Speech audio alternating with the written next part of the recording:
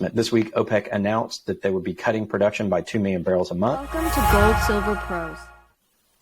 Hey everyone, this is Rob Keens with Gold Silver Pros with your weekly market wrap-up. This is dated October 7th, 2022. We're going to take a look back at the major economic news for the last week, do a preview for the next week, as well as tell you what's happening in the gold and silver markets.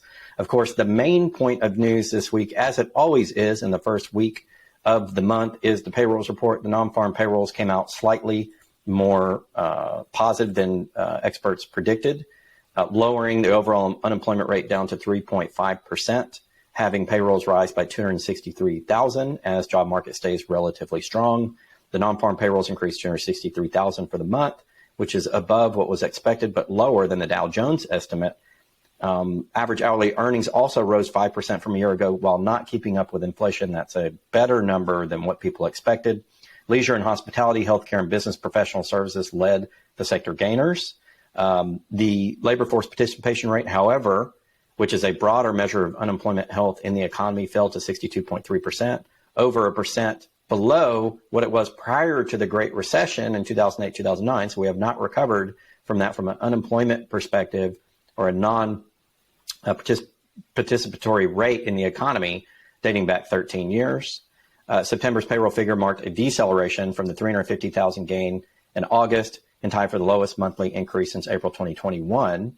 According to Charles Schwab, depending on your view of optimism versus pessimism on the economy, there's a little bit of something for everyone in this report. Liz Ann Saunders said, obviously the market is not happy, but the market is not happy in general these days. Her comments meaning that the rest of the economic data has not been strong enough that a relatively mildly positive unemployment report is not going to change that. Stock market futures moved lower after the release while government bond yields rose slightly. So bonds are doing slightly better today, whereas stocks are not doing as well. Also, a little bit of news for you with regard to the OPEC announcement. This week, OPEC announced that they would be cutting production by 2 million barrels a month. According to oilprice.com, the United States is considering response options in relations with its OPEC members and its de facto leader, Saudi Arabia, after the group announced a 2 million barrel per day nominal cut in its collective oil production target earlier this week. U.S. Secretary of State Antony Blinken said, and this is a quote, as to the relationship going forward, we're reviewing a number of response options. We're consulting closely with Congress, Secretary Blinken said at a press conference in Peru late on Thursday. We will not do anything that would infringe on our interests. That's first and foremost, and what will guide us and what will keep all of those interests in mind and consult closely with the relevant stakeholders as we decide on any steps going forward. It's widely expected that the production cut would raise the prices of gasoline heading into what is an election season. The U.S. administration is not particularly happy. Another big point of news is that the Biden administration has released guidance aimed to hobble China's chip industry, as reported by Reuters. New export rules. Reading from the report, the Biden administration on Friday published a sweeping set of export controls, including a measure to cut China off from certain semiconductor chips made anywhere in the world with U.S. tools, vastly expanding its reach in its bid to slow Beijing's technological and military advances. The rules, some of which go into effect immediately, build on restrictions sent in letters earlier this year to top toolmakers KLA Corp, Lam Research Corp, and Applied Materials, effectively requiring them to halt shipments of equipment to wholly Chinese-owned factories producing advanced logic chips. The raft of measures could amount to the biggest shift in U.S. policy towards shipping technology to China since the 1990s. If effective, they could set China's chip manufacturing industry back years by forcing American and foreign companies that use U.S. technology to cut off support from some of China's leading factories and chip designers.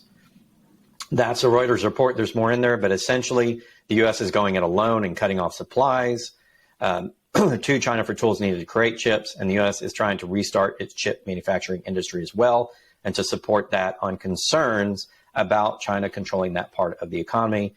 I can't help but think what is going on with some of the world conflicts is also playing into this, trade and other conflicts. Gold and silver are down slightly on the day. At the time I'm reporting this, 1:30 p.m. Central Time on October 7th, 2022. Gold is sitting at $1701.97. It's down about $10 on the day, or down about 0.6%. Silver is also down to $20.25. That's at 35 cents off, down 1.71%. All right, now we're going to switch over to looking at the gold and silver market data as we do every week. As you can see on the screen, we're looking at the gold futures volume and open interest as reported by the CME Group, which basically runs the markets. Overall, open interest was down ending the week after a good start to the week beginning. Gold and silver prices had been up dating back to last Thursday on the week in expectations of a negative non-farm payrolls report and maybe potentially negative other economic data factors such as housing prices. While most of that came in slightly better than anticipated, that's caused overall a little bit of selling pressure in gold and silver to end the week. The settlements for gold as of data reported Friday, October 7th, this is the latest data that we have, gold is down $11. On the December contract, the dominant futures contract for gold, there were 86,139 closed contracts so far at a price of 1709.30. Moving over to silver, volume was also down after a strong start to the week, and there has been a little bit of selling pressure on silver as to be expected. Settlements have come in on the December contract as well, which is a dominant contract, down 40 cents today to 20.25 on a volume of 26,000 contracts. Not huge volume, so it's not a huge sell-off in either gold and silver, and I expect going forward gold and silver to remain positive. Going over now to the Commitment of Traders report put out by the CFTC, which is the regulator of the metals trading in the United States. We're going to go down and look at silver, and this is as of September 27, 2022. So we have the updated report from last week. Remember that the Commitment of Traders report is a backward-looking report. It's about a week to 10 days behind when they publish it, so we don't have the current numbers, but allows us to look at what happened the week prior. What I always pay attention to in silver are the swap dealers and the managed money, and then I look at other categories like producer merchant and other reportables. You can see those categories up here. This is just a grouping of different positions or groups of positions on the market and what they're doing. The swap dealers or the bullion banks are typically considered the sharps or the smart money. You could basically consider them Vegas in the precious metals markets because they do dominate the trading and have been dominating this for quite some time. So usually they're pretty good at figuring out the direction. That's why we pay attention. As you'll note, the swap dealers are now 16,000 contracts net long when considering both long and short, 43,959 total long on silver, 27,280 total short on silver. Net have removed 1,600 long contracts and dropped 784 short to a weekly net short move of about 900 contracts, not much. They're still net long. The managed money, which is typically the other side of the bullion banks and represents the financial trading houses on the market, most of which do not specialize in gold and silver, but really specialize in stocks and bonds and other things, are net short on silver to the tune of about 8,000 contracts. They're short 42,522 contracts as of the latest COT report and long 34,429. Again, that indicates to me that silver is most likely to move up in the short to medium term because the managed money usually takes the opposite side of the trade than the bullion banks and is typically not considered the smart money there, although they are considered smart money in other places. Other reportables continue to get really strong in favor of silver, net moving about 2,400 contracts to the long side. And the producer merchants are almost always short because most of it are the mining producers hedging their downside short risk, so they'll take short contracts on the market. Moving over to gold, a different situation. The bullion banks, or the smart money that I consider, are net long about 50,000 contracts in gold. However, they have moved to a more long position net by about 8,300 contracts for the week. So they've dropped 8,900 shorts and they've added 688 longs for a net repositioning long of about 8,300 contracts. So it's very clear that the bullion banks and swap dealers in gold in the last few months are moving long on the derivative markets. Producer merchants are predictably short as they're hedging their downside price risk. The managed money is short now in gold to the tune of 117,265 contracts against longs of 74,171. The managed money clearly expects gold to move down and have bet that way, and they have dropped 4,300 of the long contracts and moved more short, an additional 2,000 for a net move of 6,000 short on gold. The other reportables, which are the rich family offices and rich individuals, wealthy individuals, are net long on gold, 132,983 contracts to the short of 37,808, so about 95,000 contracts to the long side. The other reportables clearly expect the price of gold to go up. Moving over to COMEX Depository Warehouse Gold Stocks, this is where we track the physical. Two categories here, as we always report. There's eligible and registered. The eligible, as depicted in light green on the chart that you see on your screen, is the private storage. The CME Group has admitted they don't know how much of this could move back into the tradable market on COMEX.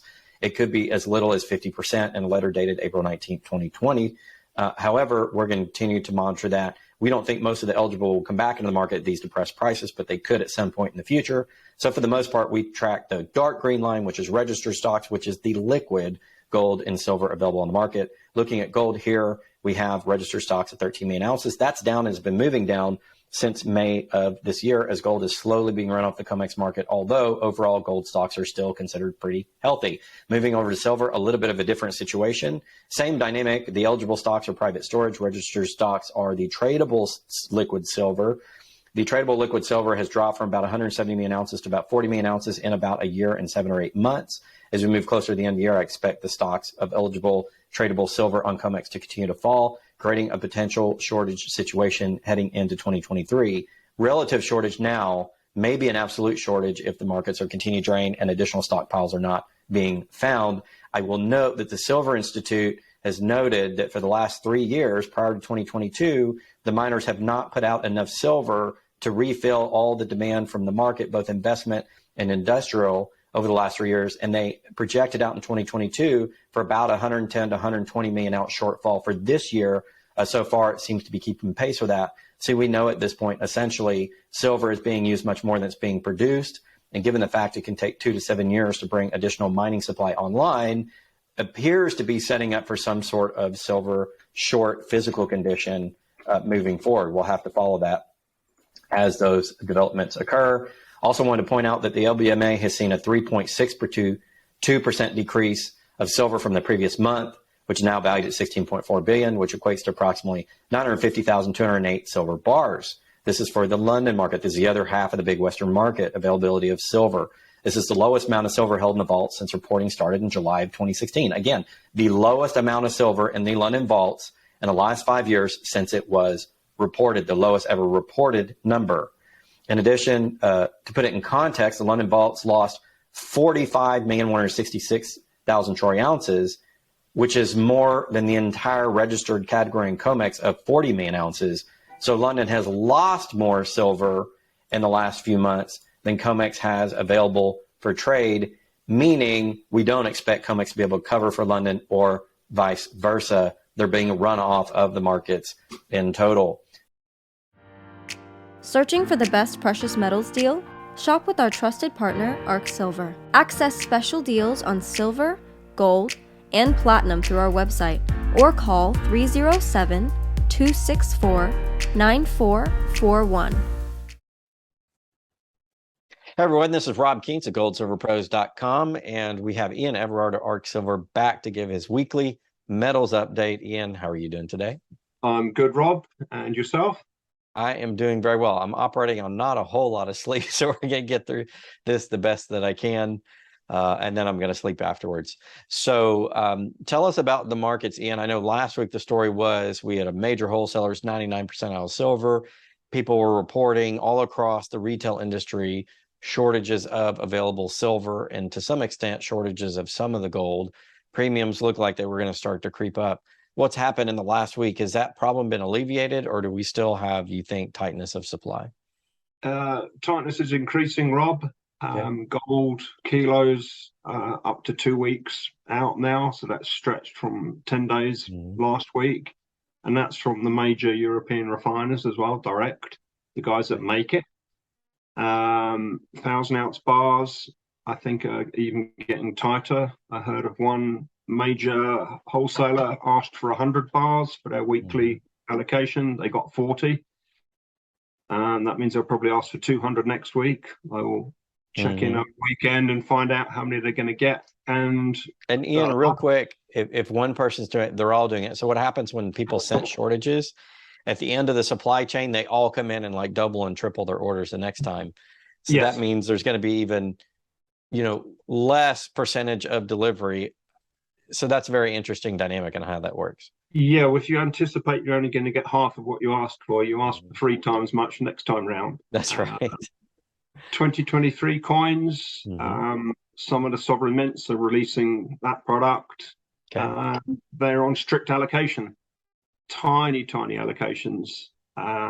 Normally, as a dealer, you get offered 20, 30, 40,000 coins, not a problem.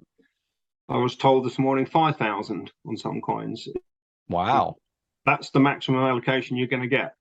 Okay. Whether that's widespread, I don't know, but it's indicative that there's lots of pre-sales going on, right. Lots of arrangements to just literally all of the inventory seems to be getting vacuumed up. So in terms of, I mean, overall in the market, do you think that let's say we get a little bit of a pop in silver price, for example, do you think some inventory will come back on market? Or do you think we're in like a real potential shortage condition where it's basically what's left on the exchanges and that's about it? What's your sense on, in the next few months? Is it really going to be a situation where we're just out of most silver for a while? I think it will still be available to order, but you'll be looking at months wait rather than weeks.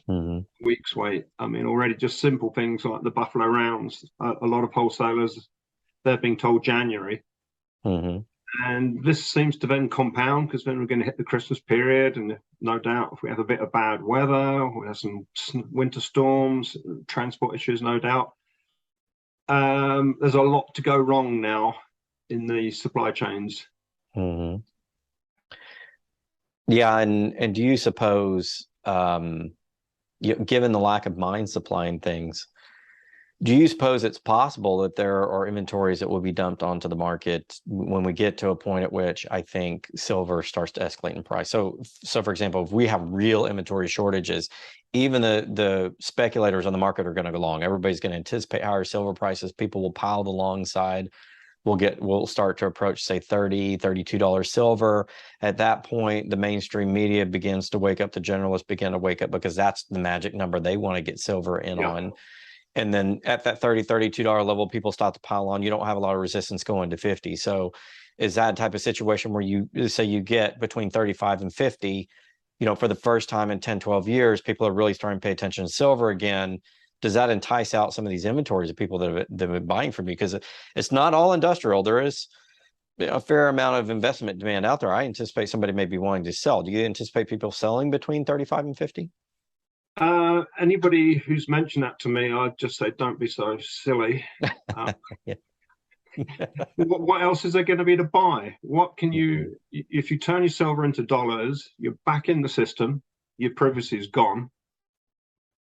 Who knows if you're going to be able to get back in again privately? You might be able to buy again, but what if we are CBDC'd late next year or even the middle of next year? Or there's more restrictions. I mean, I'm hearing time and time again of clients who go to their bank to do a wire, and the bank wants them to tell them exactly what they're purchasing with it. So then the banks aren't even giving their clients privacy. I mean, yes, of course there's a record of the transaction, but you shouldn't have to tell your bank exactly what you're going to do with your money. So if we're getting that degree of supervision, almost hostile supervision, but I think that could get a lot worse. So if you sell your silver and get back into dollars because you think you've doubled your money in dollar terms, well, what are you going to do? I mean, if you're stocked up with beans and water and guns and ammo, and what else is there to buy? It's private. And basically what you're saying is it gets down to basics. It gets to the basics of what do you actually need to survive?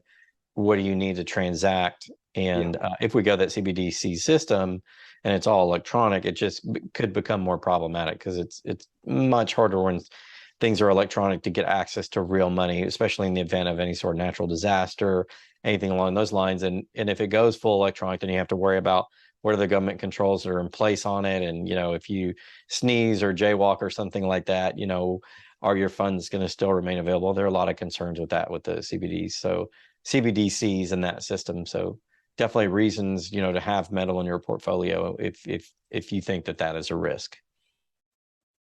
I would say it's not a risk; it's a certainty. I mean, what are we? 95% digital already.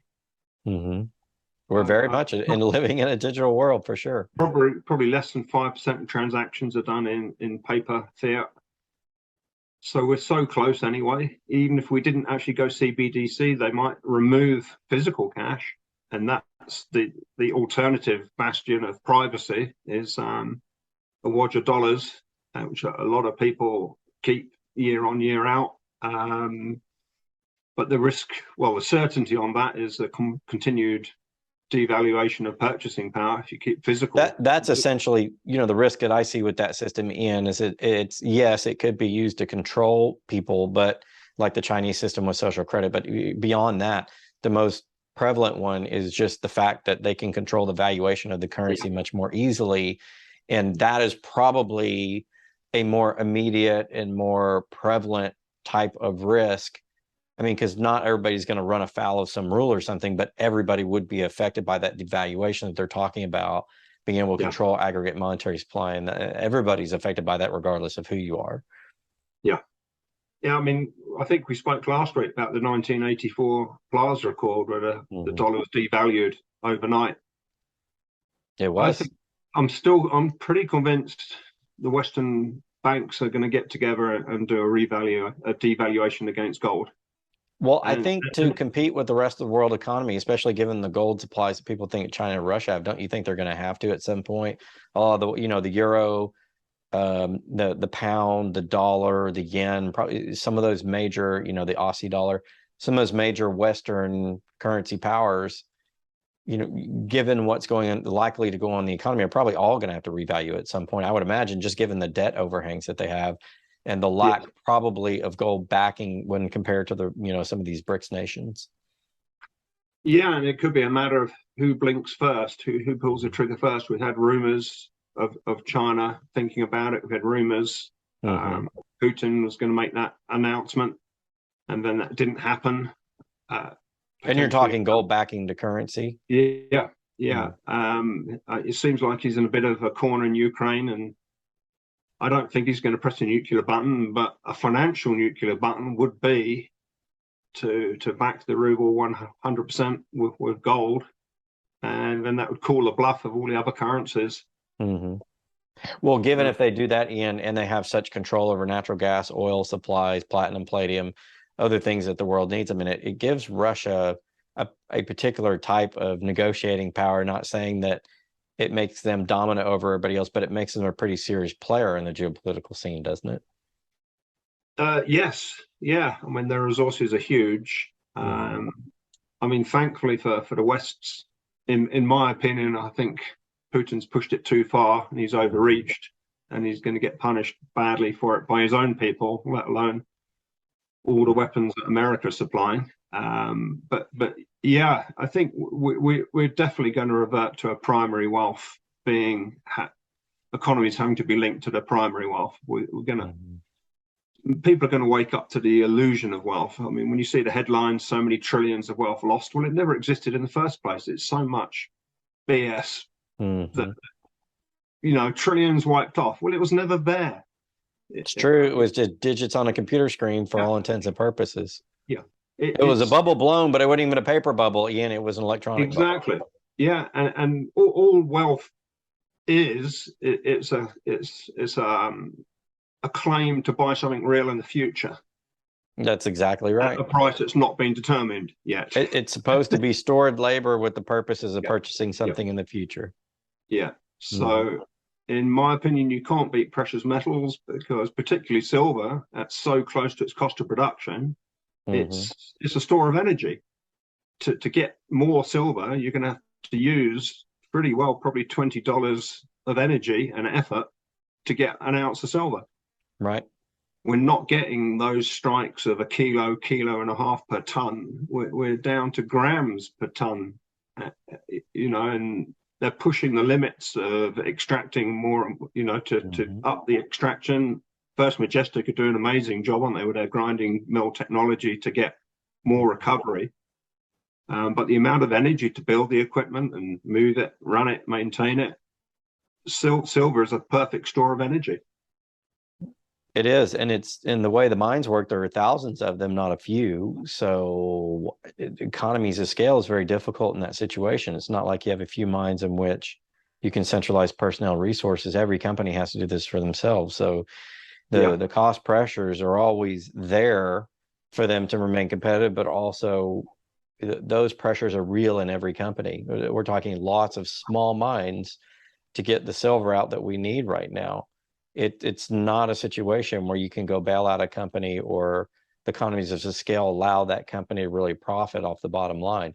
Each one of these companies and these operations takes a great amount of skill, capital management, just to remain in the black and stop from losing money. And a lot of these companies that actually find resources in the ground can never get up and running because there's not enough money to build the mine.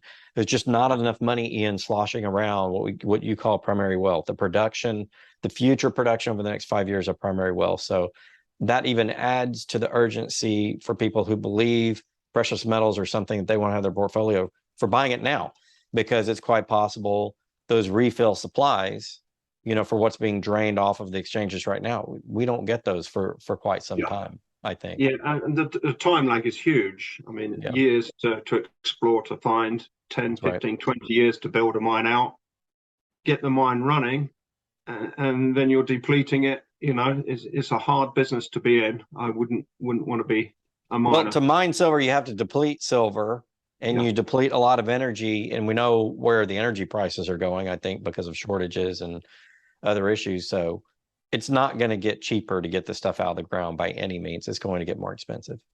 Yeah. So, going back to what you said earlier, is there a stash that these financial elite are waiting to dump to suppress the price yet again? I don't think so.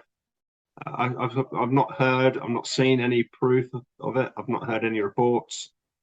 It's, it'd be pretty hard to hide 1 billion ounces of silver somewhere, I would have thought, without I have it in my backyard, in my shed. I just put a bunch in there and put a padlock on it. And we've had all of the, from the Manhattan Project, all that silver was leaked into the supply in the 90s, and we've had all the world currencies that were silver. That's all gone. Right. From what I understand, the US Treasury has never accounted for that billions of silver they lent to the Manhattan Project. Maybe they're saying they still have it. But let alone silver, have we got the 8,000 tons of gold? Now that's the $1 million question, because that will determine whether people see the US dollar as being a legitimate currency. Even if it loses its world reserve status, it would still be a revered currency unless you can show that we don't have the gold, or we get challenged to show that we have the gold and can't prove that we have the gold, or there are questions around whether our inventories are accurate and whether people trust those. That would be the final nail in the coffin, I would think, for the dollar, and they would immediately have to then revalue the currency, do a big debasement. So that's a possibility going forward. Okay, we're going to wrap this up, Ian. Let people know what your specials are and how they can get in contact with you if they want to order some gold and silver. Yeah, we still have all the major coins. We have the Britannias, Maples, Philharmonics. We have Armenian Noah's Arks. We have kilo bars, 100-ounce bars. And thankfully, we put in huge orders about 4 weeks ago. I didn't anticipate the tightness, but it was time to up our inventory levels just to smooth out the flow. Special offers. Well, I think we're still the best price pretty well of anyone, but I wouldn't say they're special compared to where we've been before. 1,000-ounce bars were around the 124 cents per ounce premium over spot.